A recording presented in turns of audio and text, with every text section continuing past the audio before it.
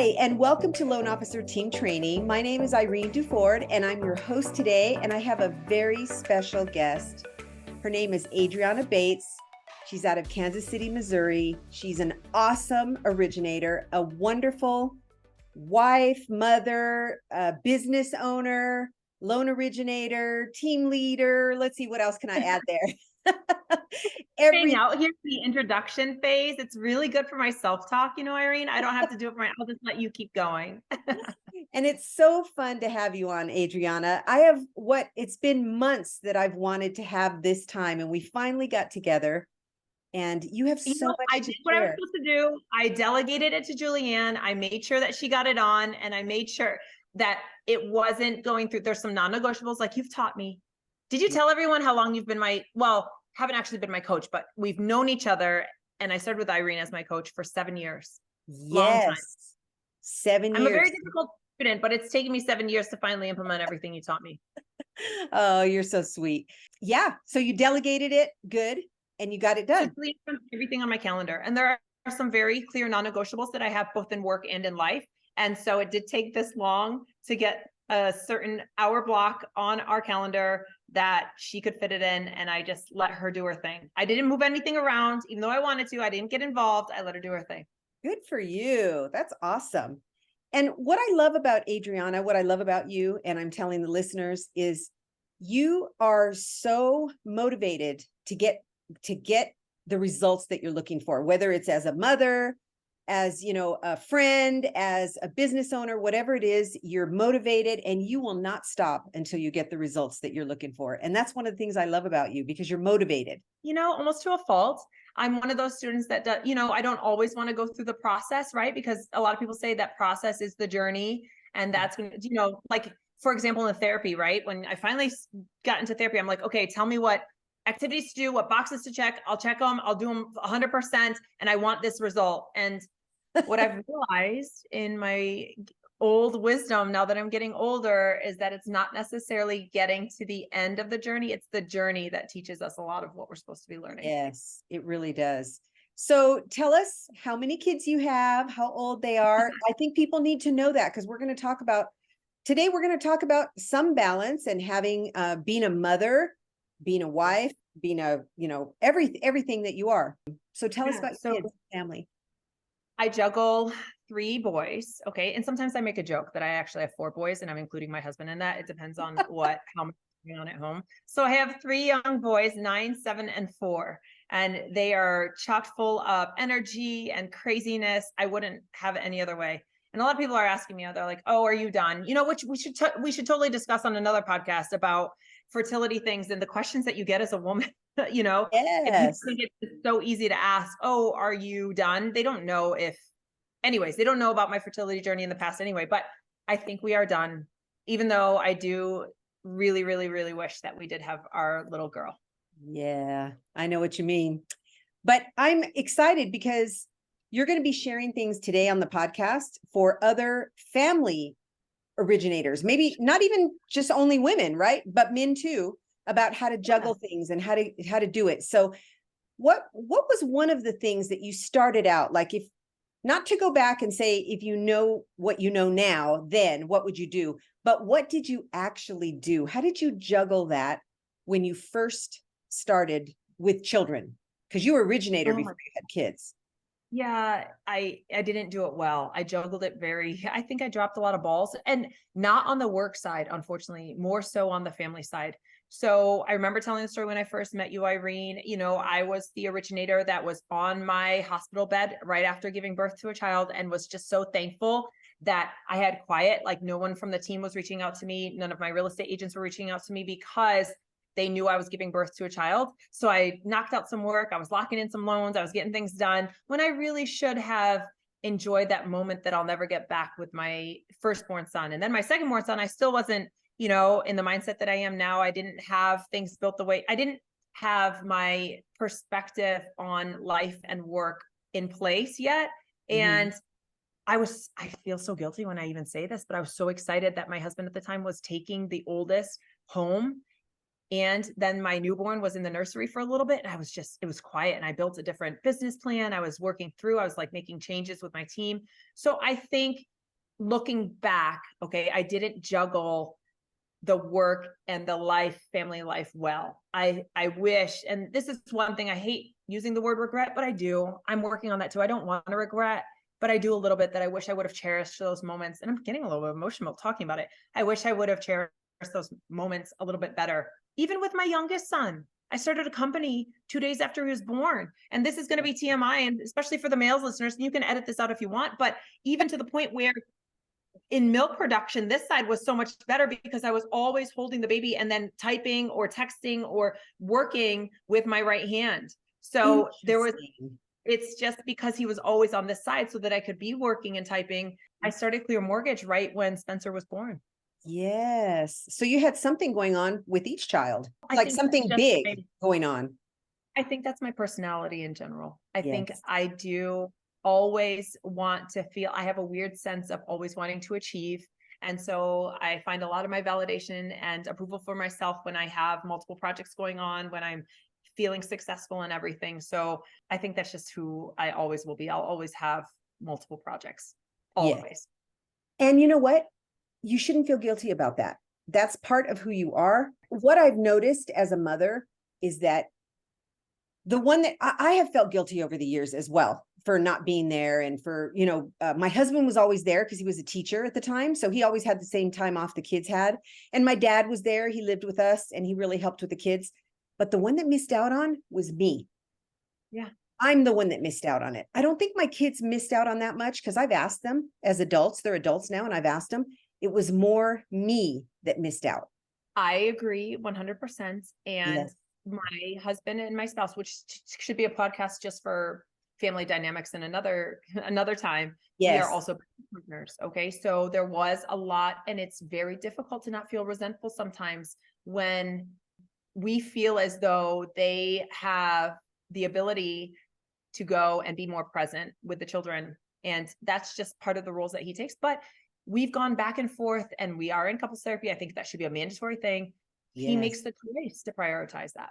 And I have to too. So if that is something that, if I want to be the parent volunteer at my fourth graders Halloween party, then that has to be a non-negotiable on my calendar. And I have to choose to do that. That just means that I have to be way more efficient on my money-making activities and things that I'm working on prior to. Yes. And I agree to that. I agree to that 100%. So I do feel that I did miss out, but I'm making a change so that I don't have that guilt going forward. That's it. And one of the things that I noticed, like I said, we miss out when the babies are little. They don't notice it as much. When they get older is when those changes hopefully happen. And then you do make those changes by the time they do notice. And your kids are at that age now where they're noticing that mom is there with them. They don't remember unless you tell them. They don't remember that you were focused on business when they were born. So don't beat yourself up is my point. I know I shouldn't. I won't ever miss a game. I won't ever miss a practice that I need to be there. I occasionally might go to the wrong practice or drop them off in the wrong place, but that's just me. That's my personality in general. So they're going to have to forgive me for that. But that is one thing that I am just knowing. I'm not going to, play, oh, the woe is me. I'm so busy and I have to be doing other things. If something is important to me, it has to be important enough that I prioritize it on my calendar and make it happen. That's it. I love that. And I love your journey. So tell us a little bit about how that journey happened. So how did you get to where you are today? Most people I know, I didn't choose to be in the mortgage industry, right? Like the mortgage industry found us. Came from a super high achieving family. Academics were very important to them. And after getting my master's, the economy wasn't great. This was back in 2009 when I got into the mortgage industry. So I didn't have a lot of choices. I wanted to make money and got recruited into mortgage. Started at the very bottom. Remember when shippers existed where you had to like stack the files? Started as a shipper, worked my way through operations, and eventually fell into originating and fell in love with it. And started with a retail shop and learned everything about it. And just was that originator that did everything. I was the one-man band, thought I needed all the control, still am very aware that I struggle with control at times, but I'm doing much better with that. And then I've worked for a retail shop. I've worked for a bank. I've worked for an independent mortgage bank. I've worked for pretty much all of the same, I've been around and worked at all the different type of company structures. And eventually just decided that I wanted to run a company. I had a lot of managers, right? So I've been through all that. I knew exactly what I didn't want in leadership. So I thought, this is a great time to build something then that I would like and build the leadership the way that I want it. So I started Clear Mortgage back in 2018, started it, and then started running it and hit the ground running in 19. Yeah. What a great journey. And you have a great mindset. Like we've talked about mindset a lot and reaching your goals and how do you make that happen? But we both believe in being super intentional about what we say to ourselves, right? So what's one thing that you do that you're intentional about to have good self-talk and what you say to yourself? So there's a podcast, and Irene, you started this with me because you gave me it was a file that I would open every morning. And for women, most women have a very particular morning routine where we're putting on our creams, getting our face ready, all of that. So that's the perfect time for me to get my mindset prepared and in the right place. So I'm going to pull it up. There is a podcast that I love. It's super quick. And I love her voice. Like she's just very calming to me. It's called Think Positive Daily Affirmations. So it's a great little podcast. It's very short. And she focuses on 2 affirmations every day that just get your mindset right. And I have gotten to the point where I write them down 5 times, and then also write them down on sticky notes. And I stick it right on the back of my phone and then also on my dashboard when I'm driving in between. Love that. That is a great one. So Think Positive is the name of it. Yeah. And I don't care which one you listen to, just get your mindset right from the very beginning. Maybe don't start your day with the news or something like that, even though I'm guilty of that too. I sometimes hop right in and start listening to the news, and I don't necessarily think that's the best thing to listen to, depending on your I don't think so either. But I am a creature of habit. So I feel accomplished if I know I've done these 3 things in the morning. I used to try to do the miracle morning, right? The miracle morning. Yes. I'm not a great journaler. I kind of felt myself like fudging like the writing. If it's not coming from the right place, I don't think you're doing yourself any favors, right? Like if you're not truly being honest and authentic to yourself, and when you're journaling, I just think it's whatever. You're going through the It needs to be that you connect with it. Correct. Whatever it is that your morning routine is. I don't read in the morning. I actually do better by reading at night. I just more in a relaxed state.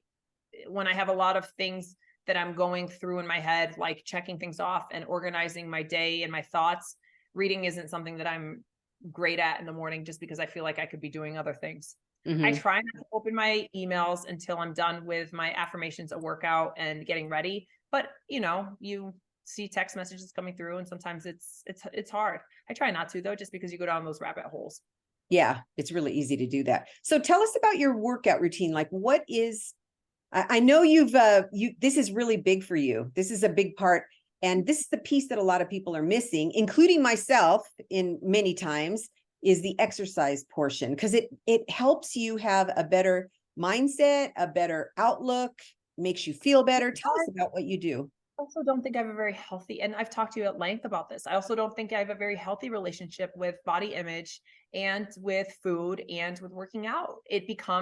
I am working on, this is something I'm actively working on. How I feel about myself and my self-worth has a lot to do with if I'm eating properly, if I'm on my workout regimen. And I think a lot of women can relate to what I'm saying here, is that I feel really in control of my work and that I'm going to kill the day if I feel good about myself.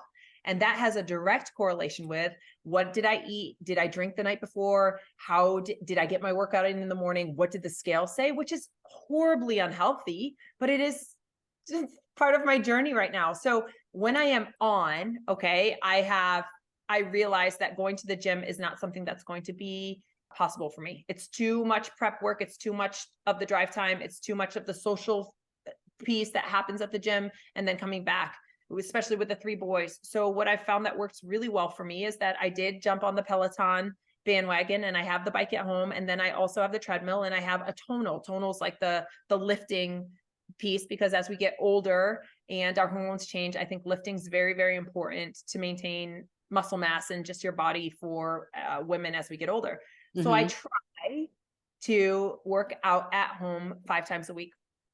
And then I also decided to try this other, it's called Body 20, which is a 20-minute workout, which seems amazing, but it's very hard. You're hooked up to these electrodes that like shock you as you're working out to make your muscles work harder. Oh so my goodness. It's crazy. It's supposed to be equivalent of like 4 hours in the gym. Anyways, that one is a trendy thing. So don't jump on that. But if you can find what works for you, for some that might be, I don't know, going on your morning walks. I think that's also a great thing if you can get that done very early in the morning. But you'll find the routine that works for you, that gives you the confidence in yourself, what makes you feel like you've achieved for the day. Yes. There's a lot of people that are listening that are probably a lot like me. And if you check that off your list, your whole day's mindset is going to be very different than if you didn't. For sure. And you're going to feel better and even with your mindset, but also physically, you'll be healthier when you exercise. Yeah. I think a lot of people in our industry and a lot of people that are going to be listening to your podcast are addicted to that endorphin kick. So whatever we can do to get that, I think that's also really important.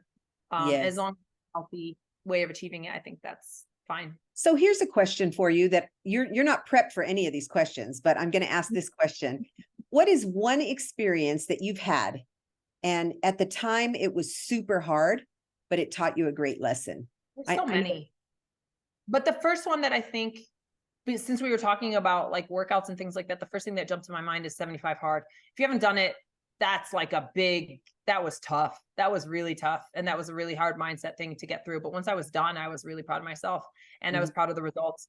That's really difficult though, for people that have type A personalities like ourselves that have control, and it can slightly lead to unhealthy habits. Like it's difficult to maintain that in your everyday life, but it was really difficult to get through. And I was very proud of myself once I got through that. The other thing that was really tough, every time in business, when you're going through a transition of anything, it seems almost like dauntingly impossible and woe is me and the sky is falling. But once you get through it, you look back and you're like, you know what? That was obviously for the better in whatever the amount of ways. So anytime that I've transitioned in my business life, I feel like that has been one of those journeys where it seemed really, really tough at the time, but then I was really happy once I got out and of the end. The same thing with childbirth and children. Think of that. Like, I don't know. Every child has been one of those ones where, wow, this is really tough. And I'm happy that we got through. And then for a long journey, it's been my relationship at home and my relationships with my friends. My gosh, I've been with Sean now for 13 years going on, and and I've talked to you about it. It's been ups and downs, and it's been a journey. It's been really hard times. But it's that way in every relationship, right? I mean, you see things on social media, we all post the positive stuff, right? We're not going to post negative stuff to make people feel bad, but it's good to be honest once in a while and say, there's some struggles here and there, but you're trying to be positive, not because I try to post positive things, not because I'm trying to say, oh, look at me, or I only have a good life, because I don't only have a good life. We have hard things that happen in our lives, and nobody is exempt from that. Everybody has them. Doesn't matter what they're. We're not going to sit there and blast them on social media for the whole world to see, but we do blast the good things, right? So everyone has trials, and it's important to remember that. What I love about trials, as much as I don't like them when they're happening, is when they're done, you realize that you're stronger than you thought you were. You're stronger than you thought you were capable of being. I really agree with that. I also think if you're getting in touch with your faith and you believe and you have faith, regardless of what you have faith in, I don't care which higher power you believe in, but I think when you let go of that control and realize that there is a journey that we're on that is far bigger than just us, I think there's a calming sense to be like, there's something that's supposed to be taught to me through this. And sometimes I'm excited to know what that is. Yes, it's true. I'm reading a book right now called Discipline is Destiny. I think that's the name of it. By Ryan. I'm the best at buying the books to read. Trust me, Irene. Me too. They're like stacked on my nightstand. Mm-hmm. But I'm actually finishing it now, and it is so good. It's reminding me. I bought it on purpose because Ryan Holiday, he's a great writer anyway, and I love his stuff. But what I love about this is because I've been on this journey of trying to increase how I use discipline to have more discipline in my life. I have some things that I'm super disciplined at, but it always amazes me how we can be so super disciplined in one area and not disciplined in another area. So one day I'll figure that out, right? How to juggle it so that you're disciplined in all areas. But I'm on this journey right now to be more disciplined in my eating, in my exercise. Oh, I know, but see, so I go back and forth in this. And right now I'm obviously in the one where too much discipline and too much, it's a control thing, right? We want It control is. of all of that. Yep. And I'm really trying to be more accepting that if it's not the way it needs to be, I can't control that. I'm trying to be more forgiving to myself Yes. when I'm disciplined in every area, Yes. because I find myself beating myself up the most is when I don't have the discipline of what I promised myself that I was going to do. And then it just spirals for me sometimes. So I know that's triggering. It's really triggering for me, but I agree with you. There's many areas in my life where I wish I had more discipline. Yeah, but for me, what it is it's about health. Because Yes. I'm at an age now where I can't let all that stuff go anymore like I did in the past, and it's catching up with me. And so I'm in a different place than you're at right now, but I do believe you need to be forgiving with yourself, and it doesn't need to be perfect. The perfectionism is what makes us have more control as well. So you're right. You do need to let go sometimes and just say, it's okay that I didn't get that done. It's not the end of the Yeah. world, and you don't want it to be triggering. So everybody's different, right? About where they are and what they're doing. But discipline, as long as you have it in the areas that really matter, and especially with our families, that's where we need to give our best. Most of the time when we're exhausted, we give our best to everyone else and our family doesn't get our best. No. So how do you feel about that? I do. I want to remind myself of that. I also feel like we give ourselves our best. Actually, I do give my best most of the time to my family. And then, who suffers at the end is me. I put myself last. And I think women are very naturally guilty of that. So Yes. my family typically does have top priority. Sometimes I might not be in the best mindset because I am exhausted and I'm not the best version of me that I want to give them, but I still give them me. The one Yes. that always gets the short end of the stick, though, is me personally. That's why I'm trying to. And self-care, I feel like, is so overplayed right now, but I do feel it's important. Whatever your self-care is, it doesn't necessarily mean the spas and the facials and the massages. It means taking the time for yourself that's needed so that you are the best version of yourself for your family. Yes, I agree. And that goes for men and women. Men, it may not be naturally to put yourself last, but there are men also that need self-care, that need, not in the same way that women look at it, but in a different way. Maybe they need to go golfing, or they need to go, play basketball. They have a lot more testosterone and energy that's built up just naturally and physiologically. And I'm sure there's some science studies on it too, that they probably do have some things that need to be taken care of. Otherwise, they aren't the best version of themselves to their spouses, to their children, Yes. And as women, we can always feel like we can tell them, oh no, men are just naturally more selfish. I think it's a good trait that they carry, that they realize when they do need some time to make sure that they are the best version of themselves. And sometimes I'm Yes. jealous of them. I wish I was better at it Yeah. until it hits that breaking point, and then I'm just lashing out at everyone. And I'm like, okay, I need to take a walk. I need to put myself Yes. in. Yep. Some of us have a longer way of a longer version of until we break down, right? Right. And Mhm. it's funny, my husband can always tell when I'm getting this close to breaking down. We've been married for 43 years. He knows me so well, and we've been through kids and adults and, grandkids and all of that stuff. But he can tell better than I can sometimes how close I am to that breaking point. And it's a great thing when you've got a spouse like that. I think it's also a great thing that he's supportive of that and understands it. It's when there's the resentment, or when it's not communicated well, or when one feels like they get to give themselves time and the other one doesn't. I think that's Right. where it's really, you and Kevin have such a good relationship with the communication side. And I'm sure it hasn't always been that way. I think No, learned absolutely behavior. not. Yes. And so I don't want to give this impression that it's always perfect, because it's not, because every couple has to go through those things. Everyone. And they're different for everybody. Have you noticed, like, every problem, everything that we have comes down to one thing? It comes down to communication. You know what I mean? Every problem that we have in our work, it comes down to communication. Every problem that we have in our relationships, it comes down to communication and expectations. That's it. So if we Yep. could just perfect all of that, that's where our focus needs to be, right? Yes, absolutely. And if we can communicate and be honest about our communication in a kind way, that's what makes the difference. And putting other people first is important as long as we're not always last. We don't want to be always last because we've got to have energy as well. And it's important. Do you have a loan partner who does the loan consultations, structures the loan, and converts the buyer to work with you?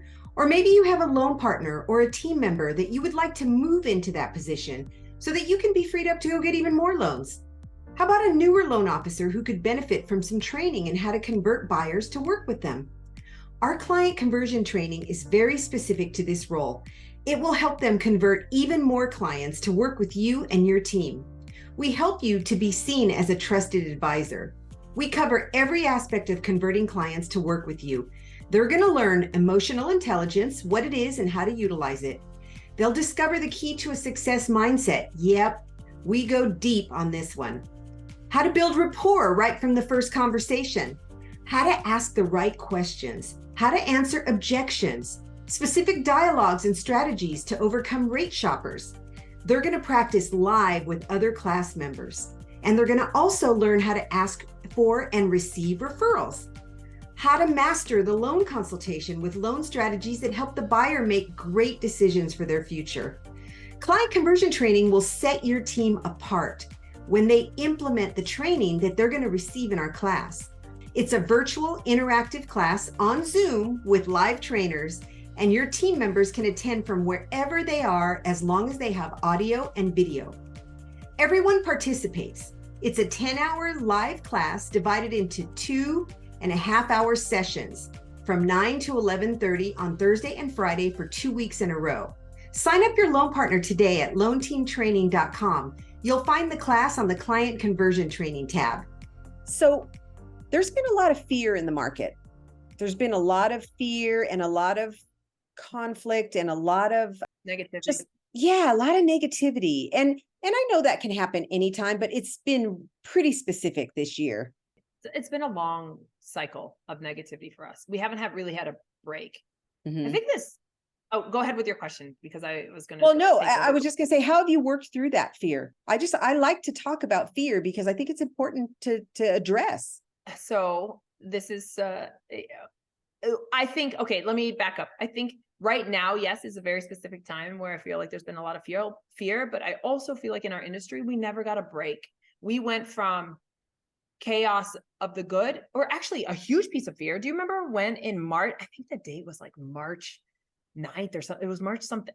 It was the beginning early of March of 2020 when we were all like, oh my gosh, what is going to happen to our industry in general? Yes. Remember, we didn't know if Fannie Freddie, everyone was going to pull out of the market, like all of a sudden. So then as the economy started to shift and they wanted to keep the economy going, then they dropped the rates and then it became a heyday, right? So we never, since March of 2020, we haven't had a break from this extreme emotion at all.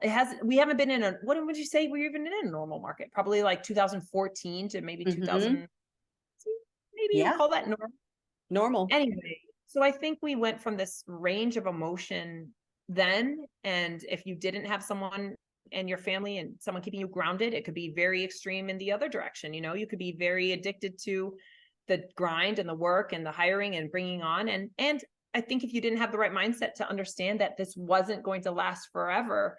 Yes. I think the fear is coming because a lot of people are witnessing what is going on with companies and individuals that didn't make the best decisions as this shift started to happen. So I think the fear is coming even more so because we are starting to see lenders and our peers exit the market. And that is scary, right? Because we don't know if there's people that are above us that we can't control that are making the right decisions, right? There's things that we just don't know. Fear comes from a lack of knowing, I think, and not having that control. And I think fear is an emotion that can be very dangerous for people. If you function in an emotion of fear or a state of fear, it can be really detrimental to your health and to your business. So I think one of the ways that I've really tried to work through this market right now and work through this mindset is to have a lot more logic in place rather than emotion. So when I feel myself being triggered, I try to like self-analyze myself to be like, okay, what fear came in? Do I have a fear that what's the worst that actually going to happen? Okay, the business doesn't produce and we lose all our money and we have to sell our house. Okay, my family's still healthy. My family's still safe. Yes. Like I have to like just kind of like talk myself through that sometimes and Yes. keep my head down. I know it's hard for us right now because we have to feel like we have to be relevant with content and we have to absorb content to produce good content. And in that cycle, you absorb some really nasty crap. And it's hard to not let your mind get full of that and then become just another minion that's functioning in that fear. I think as long as you can keep your perspective and come from a really good place of gratitude of what this industry and what your career has built you this far, then I think you're just going to be just fine. You just got to focus on that. I agree. Focus on the gratitude, on the good things happening. And the good things that it's brought you.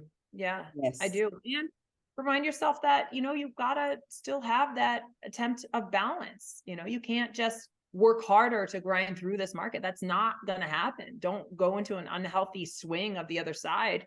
Yes. Yep. You have balance. From logic, you have to look at your business and make the cuts that need to happen. You have to do it. You can't. There's a fear that you're also like fear of, oh, should I really lay off? Let's use laying off for an example, right? It's not fun. It's not something that you enjoy doing. You don't enjoy just breaking people's hopes and dreams and hurting them and their family. You don't enjoy that. Right. But you can't function in this state of holding on to them in hopes of the market shifting and having them on board so then you can really churn through the next heyday that we have. You've got to really understand that, okay, make the cuts when they're needed and then hire when the opportunity does come, I guess is going to be. And leave on good terms if you can, so that you can rehire people when you can. If you can, yeah. And in some cases you can, and that's okay too. Yeah, that's true. Yeah. So I think making decisions based on fear is something that I've done myself and I've seen people do over the years. And it's not a good idea to make decisions based on fear. It's a good, like you said, logic. Yeah. It is hard. Yeah, it is. Have you ever made a decision based on fear and it just was not a good decision? I've definitely made decisions based on fear, but I'll never look at one of my decisions and be like, okay, that was really crappy. I think, I've made some switches in my career before based on fear. Yeah, maybe some of the choices I made, like in education. I have this weird habit though of things that have been really traumatic or like to me that I just forget them. Like I have that very selective memory where I don't know if you've ever done this exercise where you like try to think of like happy times of your childhood. And since we weren't, raised to have a lot of emotion, I couldn't think of like times that I was like really super happy. And I was like, man, so I can't think of a time that I really made a bad decision on fear, which is probably good, but also that's probably a good thing. Yeah. Yeah. Kind of sad that I think it's good. Fear can immobilize people, and that's what you can't let it do. Because one of the things about making good decisions, whether it's based on fear or not, is you make a good decision, you have a good outcome. And when you have the wins, when you feel good about what you've decided, that's what you have to hold on to. Because the next time you go through something hard, you have to go back and remember, hey, I've been through hard things before and I can do this. I have the ability to get through this hard time because I've done it before. Maybe not the same thing, but I'm strong. I can do this. And that goes back to self-talk. I think this is where I have that weird personality where you've told me this since you've met me, where you have that weird, like super motivated, super like run through a brick wall. When I am scared, when I'm functioning out of a place of fear, I go the other way. I work so hard. I grind myself up. I don't ever let a bad result happen. Like when I'm functioning out of fear, it is not good for the rest of it's not good for my family. It's not good for my friends. It's not good for my health. It's not good for any of that because I work so hard to run away from that fear, to never let that thing that I'm scared of happen. For example, what I'm going to is like, I always have this fear. This is something I'm working on therapy, that it's never enough. Like the money's never enough. The quality of life, we can never go on enough trips, that we can never have enough for our kids. Like it's always more. When am I actually settled? That's fear-based. There's something that I'm like scared of. I still don't know what that is, but that drives me into this cycle of like crazy obsession where I think I'm just going to work so hard that whatever I'm scared of will never get me, which is not helping. Yeah. You know what? I really appreciate you sharing that, Adriana, because a lot of people feel that way, but they're not willing to admit it. They're not aware. They're not self-aware of what's causing this in their life and how it's holding them back. And I really appreciate you sharing that because you're super successful. You're loving, kind. I mean, everybody loves you because you could be one of those super successful people that doesn't want to share anything, only wants for themselves, people like that. But you're not that kind of person. And you're sharing openly here on the podcast to help other people that are going through what someone going through the struggles that I've gone through, by all means, and that means my work here on this earth is done. Exactly. That is like if someone just feels better just hearing that they're not the only one out there. That was something that was super important for me to be like, okay, it can be very lonely in the world that we're in. And when you feel like, okay, maybe I am normal, someone else does function that way. It doesn't, whatever that is, if it makes you just an ounce of a bit happier, that's what I'm here for. Yes. And you know what I love is the fact that we're sharing and it is helping people. And you're openly talking about how you're getting through it. Like you're on the journey. You haven't arrived. Nobody has. Nobody has arrived. If someone believes that they've arrived, they've got another journey that's coming for them. It's coming for them hard. Like, Yes. you've never arrived. I think we're always evolving. I think that's just humans and nature. We're always evolving. Yes. And having a growth mindset instead of a fixed mindset where we're looking forward to the future. We're doing things that are helping us get there, reaching our goals, but we're doing it with a positive attitude. And if not, we can change that. One thing that I just wish I had, and I'm working on this, is the patience. Like I want things and I want them to happen now. I'm sure we're all, if you're listening to this, and you're in Most the of us.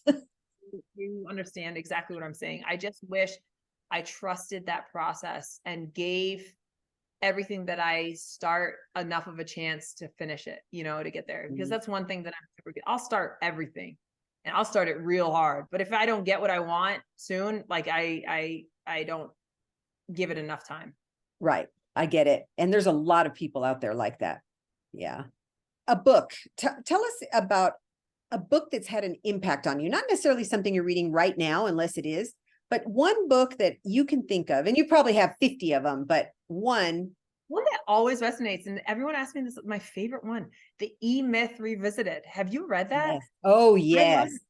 I love that book. And that book really, and this is more business than anything, that book really opened my eyes to systems and to process and to Me too. scaling and to growth and to building something that we all want, which is an asset in our business that can become residual and can become passive eventually. Like that book really changed me for that. So if you haven't read the E-Myth, there's also the E-Myth Revisited. I would highly, highly suggest it. It was enjoyable. Yeah. I feel guilty, which is weird when I'm reading something that's not self-help. Like I don't enjoy reading, so it's already tough, but I feel guilty when I read anything that's like nonfiction or like pleasure reading, So I'm always jealous of my friends that are like, oh, I'm going to book club. And I was like, man, I wish I would allow myself that time to enjoy it. But anyways, what I'm saying is I'm always trying to find these self-help or coaching books or like what I told you, I'm always buying them. But for me to actually enjoy and read them is something that if I find one, I've found it for life. Like I really talk about it forever. Yes. I'm glad you brought that up about feeling guilty sometimes for reading something that's not self-help, because you know why you feel that way is because you have a very minimal amount of time to read. So you want to make it work for you, right? But what I was going to say, and I thought about this while you were talking about this, is Adriana, you are in a season right now. You're in a season of life where you have young children at home and you have a business you're working on and you have a husband and friends, but you're in this season of life, completely different season than the season that I'm in. But I've been through your season and I remember what it was like to be in that season. I'll never forget it. What it was like to be a businesswoman, an owner of a business, and have children and a husband and, church things and all kinds of things going on because you've got sports and everything. But you're in a season right now and it's not going to last forever. And so I want the listeners to remember that if you have children, young children, or even teenagers, especially teenagers, you're in a season right now and that season will pass. And then all the goals that you have, you'll be able to reach all of them, just not right this minute because you're in a season. I've tried to remind myself of that. And sometimes it makes me sad because I do, as much as I complain about the season, I love this season. I Of love course you do. where my kids are right now. But then I always remind myself that eventually my kids will be gone out of our Yes. house. That's why we also have to prioritize our relationships with our spouses or with our life partners or whomever you have. So Yes. we really have to make an effort too. And that's why I do feel good too when I'm reading, because I'm thinking like, oh, I should, let me do something with Sean. Let me see if we can plan. And he's really good about that. He's really good about planning date nights and Good. with just the two of us. And he's so good at that. And that's something I really appreciate in him. And I actually probably rely on him too much because I'm sure he feels it, that he's the one that's always making us a priority and I'm not that much. So that's something that I really want to do, is to make sure that once the kids are out and we're out of that season, that we are still friends and we still want to spend time together. Because I see it a lot Exactly. Yeah.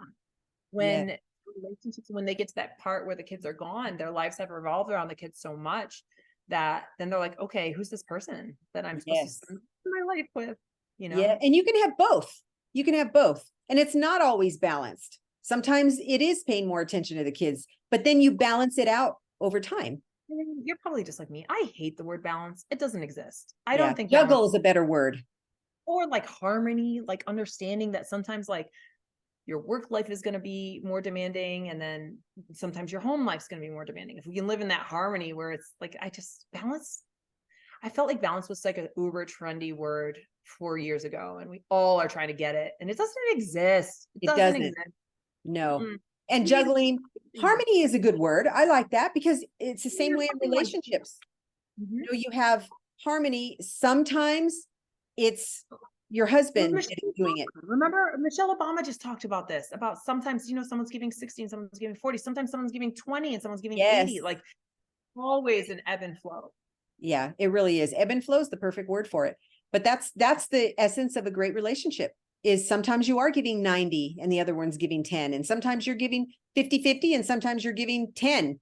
And that's just the way it is. And that's if you can understand that and realize that that's how life is and that's how relationships are, it's a great thing. It is, but I think that's when you're in it, right? To remind yourself of what's happening and Yeah. not be resentful.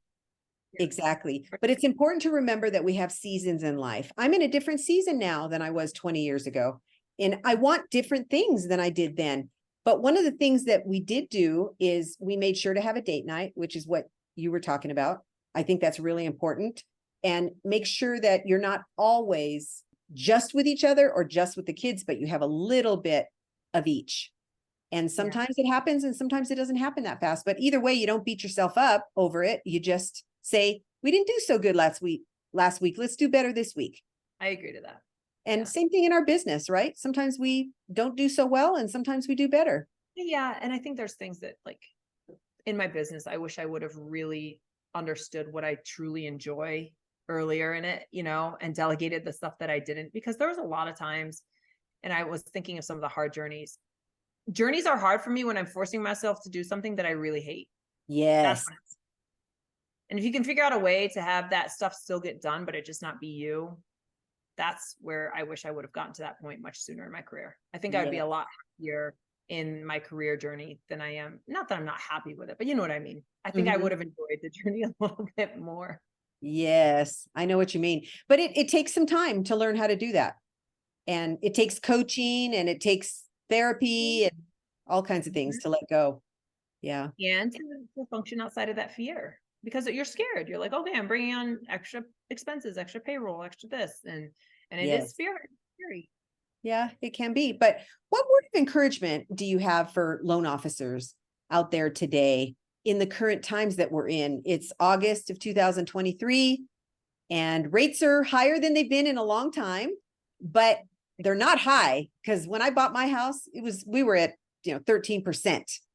So for those of us that have been around longer, we know that it's not that high. It's just high compared to where it was. I think that this is a journey that we're all going to look back on and be like, okay, this is why we went through that. It is tough right now. I'm not going to sugarcoat it. It sucks right now. I wish it's tough. We're getting shopped. You try to do all these things to not get shopped. And then you talk to somebody and they're like, no, I never get shopped. I'm like, yes, you do. You just don't want to talk about it right now. Or you don't want to admit it, or you want to make yourself feel better to be like, oh, I'm not struggling with something that Adriana's struggling with. Anyways, everyone is having a hard time, whether it's retaining clients, retaining your referral partners, doing the tough stuff to make yourself stand out right now. What the word of encouragement that I have is get through it. Get through it and watch what happens on the other side. Do I know how long that's going to be? No, you might be grinding now for 6 months, 12 months, 18 months. I don't know when it's going to end. But one of my close friends and actually partners like Erica told me today, she's like, I feel like we're on one of those military walks. You know how like they show these things in the military where they wake everyone up in the middle of the night and they just tell them to start walking. You really don't know how far you're walking for or how long. This is the time where we're weeding out the weak, and you've got to be one of the strongs that just makes it. So yes, functioning from that place of fear, function from logic here, and just do what you have to do to make it through, and you'll reap the benefits on the other side when we get there. I love that. And have gratitude in your heart for the little things, Yes. all the little things. Gratitude every day.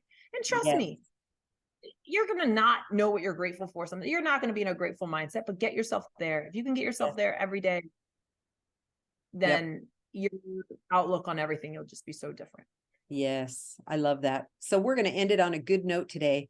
I love the advice that you've given. Thank you so much for being here, my friend. You know how much I love you, and I'm so grateful for our friendship and our relationship. Yeah. It's been such an amazing journey with you, Irene. You've been such a close friend and a mentor of mine for so long that I really appreciate you. Well, thank you. And so we're just going to let everybody end their day or end this podcast listening to it on that encouragement that you've given them. And I just appreciate you so much for being here. I know you were busy and it was hard to get us together, but it happened. So I'm grateful. Yeah. We'll have to do another one at some point. I think it's fun. I feel like I could talk to you forever about all these things. So. Yeah, that's how I feel too. So thank you for being here. And thank you everybody for being here. Appreciate you being here and listening, taking time out of your day to listen to this podcast and to Adriana and I. And we hope you found value in it, and share it with others, other loan originators, other business owners, just anybody. It's not just for loan originators, even though it's called Loan Officer Team Training. We focus on that, but today was a little bit different. And I really appreciate you sharing and being open, Adriana. So everybody have a great day. Okay. Bye. See you later.